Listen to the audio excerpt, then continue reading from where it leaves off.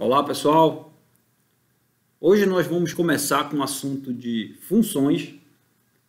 Eu vou tentar ser o mais natural possível, mas também eu preciso utilizar o formalismo matemático para escrever os conceitos e as nomenclaturas para as coisas funcionarem bem. Vamos lá. Bom, a ideia de função é você ter uma regra bem definida entre dois conjuntos que você está associando de alguma maneira, ou por algum motivo natural, vamos dizer assim. Por exemplo, eu gosto muito de falar de uma corrida de táxi, né? O X pode ser a quilometragem que o táxi está percorrendo e o Y pode ser o valor que você vai pagar. Certo? Então, existem muitas outras situações cuja a associação entre os conjuntos envolvidos são representados por regras analíticas, vamos dizer assim, né? Essas são as funções.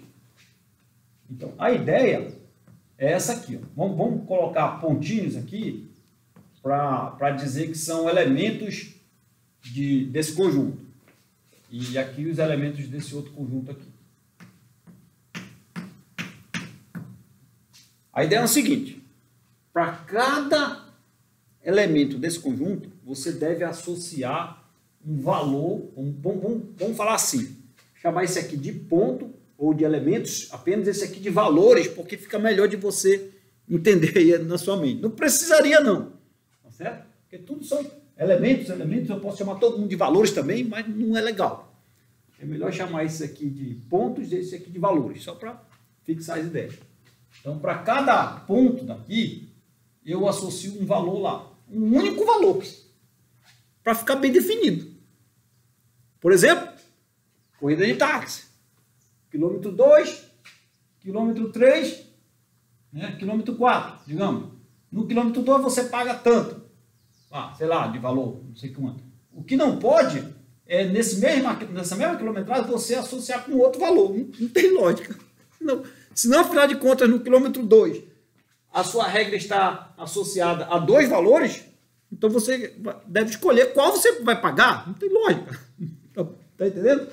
Então, não pode acontecer esse tipo de coisa. Então, para cada ponto desse conjunto aqui, você associa a um único valor lá. Para esse outro ponto eu associo a um outro valor. Sei lá, esse aqui, vou botar uma seta aqui que está saindo daqui para cá. Outro aqui. Aí esse aqui eu estou associando a esse valor. Esse aqui pode ainda estar associado ao mesmo valor aqui. Não tem problema. Porque, por exemplo, você sabe que pode ser que no quilômetro 5 você pague esse valor. Aí no quilômetro 5,4 você ainda paga esse valor. Não é verdade? Pode acontecer. Tá bom?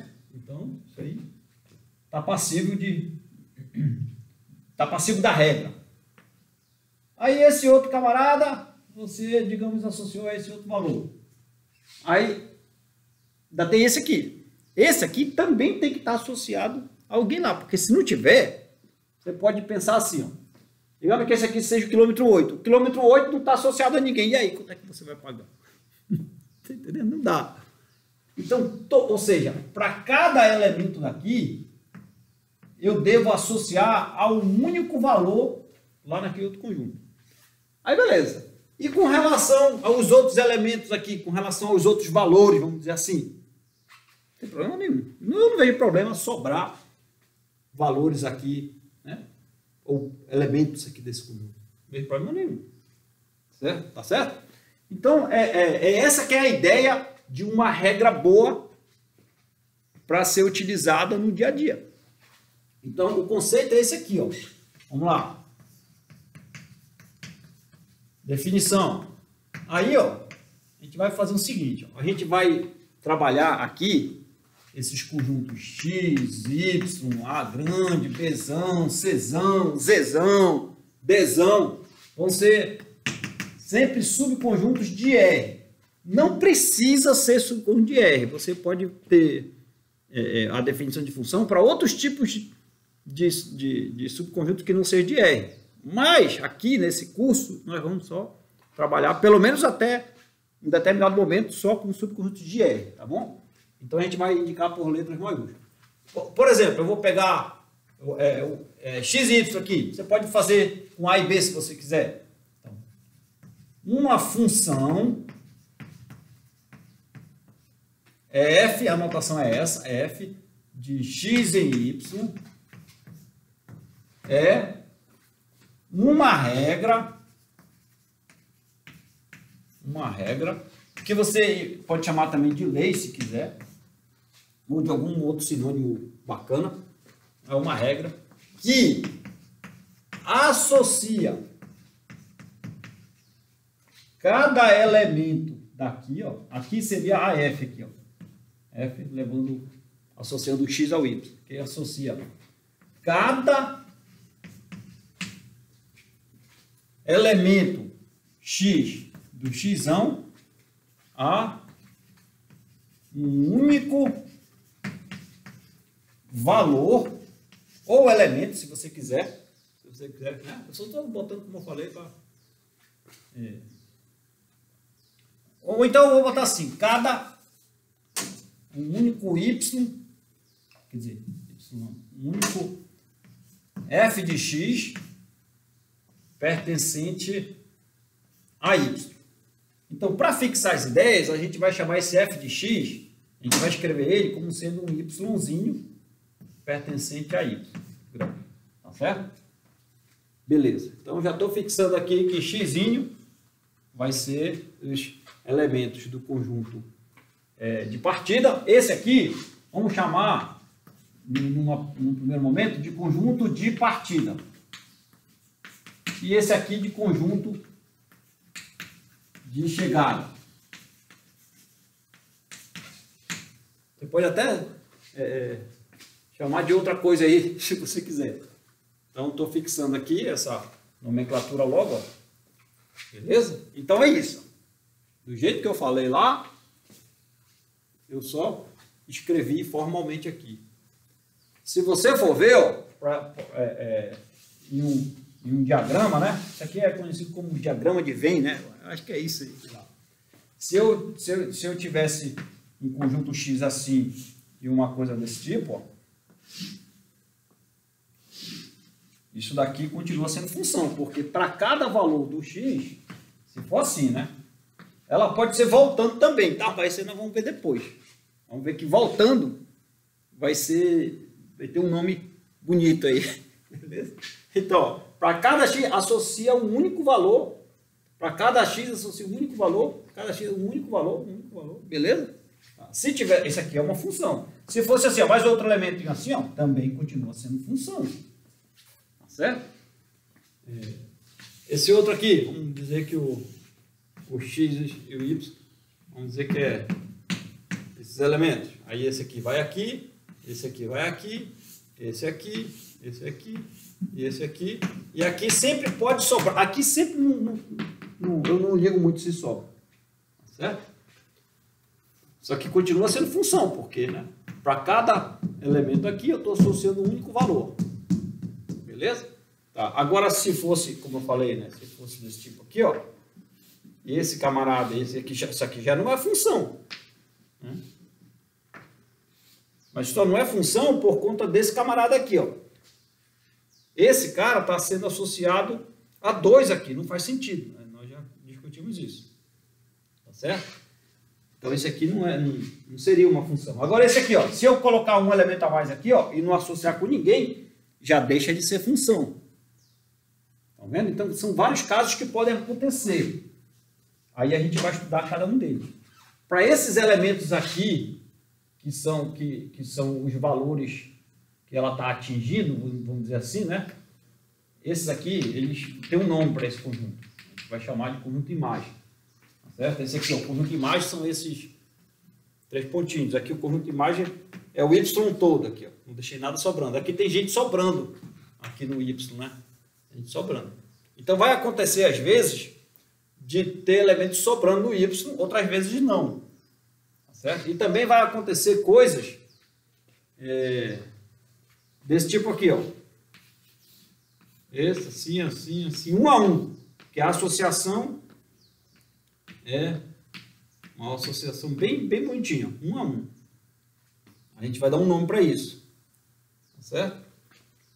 E esse aqui, quando não sobra nada, como esse caso aqui também, vai ter um outro nome. Tá bom? Então, todos esses tipos de ocorrências aqui, elas vão ser estudadas separadamente. A gente vai estudar as funções injetiva, sobrejetiva. E tem mais coisa, tem composição de funções, e eu vou explicar depois porque que ela é... que essas coisas são boas. Beleza? Então tá bom. Então vamos seguir nessa linha aqui, entendendo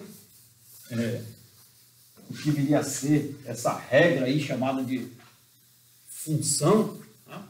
Vamos ver uns exemplos aqui. Então, exemplos.